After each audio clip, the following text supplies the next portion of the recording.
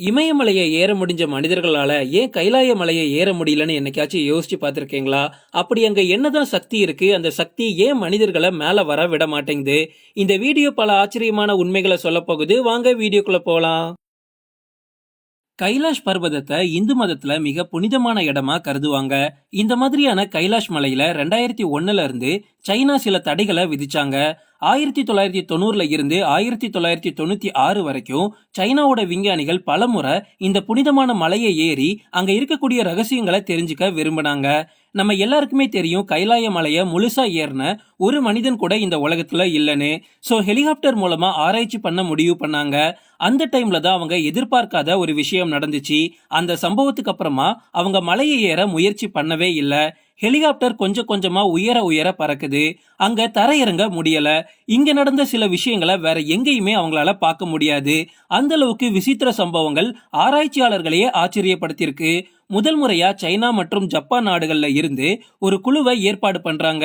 1995ல அந்த குழு கைலாய மலையை ஏறுறதுக்கு முயற்சி பண்றாங்க.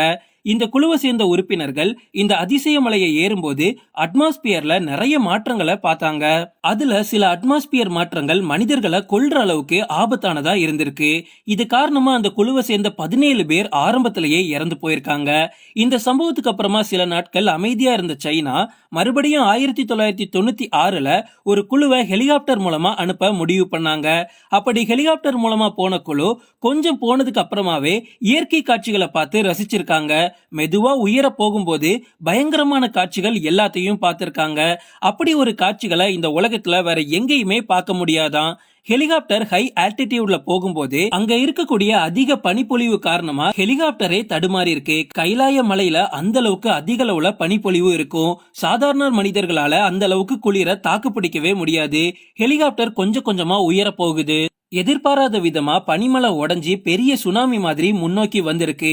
மேகங்களுக்கு நடுவுல இருந்து தொடர்ச்சியா பனிமலை பெஞ்சிருக்கு. பயங்கரமான இடிமின்னல் சத்தத்தை தாக்கு பிடிக்க முடியாம ஹெலிகாப்டரை எப்படி கண்ட்ரோல் பண்றதுனே தெரியாம தடுமாறி போயிருக்காங்க. இன்னும் ஹெலிகாப்டரை உயர பறக்க வைக்கலாம் அப்படின்னா ஆக்சிஜன் லெவல்ஸ் வேற குறைஞ்சிக்கிட்டே வருது. இந்த மாதிரியான காரணங்கள்னால ஹெலிகாப்டரை செயலிழக்க தொடங்கியிருக்கு. கைலாய மலை மேல எல்லா திசைகளும் வந்து சேரும்னு சைனா விஞ்ஞானிகள் நம்புறாங்க. அதனால 4 திசைகளும் ஒரே இடத்துக்கு வர்ற மாதிரி உணர்ந்திருக்காங்க. சோ இதுக்கு மேல உயர பறந்தோம் அப்படின்னா வீட்டுக்கு உயிரோட திரும்ப முடியாதுன்னு ஹெலிகாப்டரை கீழே இறக்குறதுக்கு ஒரு குறிப்பிட்ட தூரத்துல இறக்கிருக்காங்க. கீழே வந்தாலும் அவங்களோட ஹார்ட் பீட் வேகமா துடிச்சிருக்கு. இது மூலமா பயத்தோட உச்சிக்கே போயிருக்காங்க. முடிஞ்ச அளவுக்கு அவங்க தாக்கு பிடிச்சிருக்காங்க. ஹெலிகாப்டர்ல அபாய எச்சரிக்கை வேற ஒழிச்சிட்டு இருக்கு. அது மட்டும் இல்ல, ஹெலிகாப்டரோட நேவிகேஷன் சிஸ்டமும் ரேடாரும் ஒர்க் ஆகல. எந்த நேரம் வேணாலும் ஹெலிகாப்டர் கிராஷ் ஆகலான்னு பைலட்ஸ்க்கு நல்லாவே தெரியும். இந்த மிஷனும் ஃபெயில் ஆகுது. இந்த மாதிரி ஹெலிகாப்டரை பயன்படுத்தி கைலாய மலையோட உச்சிக்கு போகணும்ன்ற ஆசையையும் சைனா கைவிட்டாங்க. அதுக்கப்புறமா சைனா மிக திறமையான கிளைம்பர்ஸ ஒன்னு சேர்த்தாங்க. ஒரு 4 கிளைம்பர்ஸ கூட்டிட்டு வந்தாங்க. அதுல ஒரு நபர் பிரிட்டிஷர், ஒரு நபர் அமெரிக்கன், மத்த 2 பேர் ரஷ்யன். ஆரம்பத்துல இந்த திறமையான கிளைம்பர்ஸ் வெற்றிகரமா மலையை ஏறிட்டு இருந்தாங்க. ஆனா ஒரு வாரத்துக்கு அப்புறமா இந்த கிளைம்பர்ஸோட உடம்புல நிறைய மாற்றங்கள் ஏற்பட்டிருக்கு. கிளைம்பர்ஸோட 2 கண்களும் உள்வாங்கி தாடி மீசை எல்லாமே ஒரே வாரத்துல வேகமா வளர்ந்திருக்கு. அது மட்டும் இல்ல, இளமையான தோற்றம் போய் ஒரு முதுமையான தோற்றம் வந்திருக்கு. அவங்களால ஒரு 10 ஸ்டெப் எடுத்து வைக்க கூட முடியல. அந்த அளவுக்கு வீக் ஆயிட்டாங்க. ஒரே வாரத்துல எப்படா வயதான தோற்றத்துக்கு மாற முடியும் அப்படின்னா அதுதான் கைலாய மலையில இருக்கக்கூடிய மர்மம். என்னதான் ரொம்பவும் ஸ்ட்ராங்கான கிளைம்பர்ஸா இருந்தாலும் இவங்களும் மிஷன் ஃபெயில்டுன்னு சொல்லி திரும்பி வந்துட்டாங்க. திரும்பி வந்ததுக்கு அப்புறமா இவங்களை ஹாஸ்பிட்டல்ல சேர்த்து சைனா உயர்தர மருத்துவம் இவங்களுக்கு கொடுத்திருந்தாலும் இவங்க 4 பேரும் இறந்து போயிட்டாங்க. கைலாய மலையில ஒரு குறிப்பிட்ட தூரத்துக்கு மேல போனதும் அங்க கேட்கக்கூடிய சத்தங்களை நம்மள மிரள வைக்கும். தாங்க முடியாத அளவுக்கு குளிர் வேற. கைலாய மலையை ஏற முயற்சி பண்ண எல்லாருமே சொன்னது, ஒரு குறிப்பிட்ட தூரத்தை கடந்ததும் ஏதோ ஒரு சக்தி அவங்கள ஏற விடாம தடுத்திருக்கு. அதையும் மீறி மேல போனோம் அப்படின்னா உயிரோட வரவே முடியாது. அவங்களோட உடல்களை கண்டுபிடிக்கிறதே கஷ்டம். இது உங்களுக்கு நம்ப முடியாத விஷயமா இருந்தாலும் கைலாய மலைக்கு ஏற முயற்சி பண்ணி திரும்பி வந்த எல்லாருமே சொன்னது இதுதான். 1925ல மிலாராபா அப்படின்ற பௌத்த யோகி மட்டும்தான் கைலாய மலையோட உச்சிக்கு ஏறினதா சொல்லப்படுது.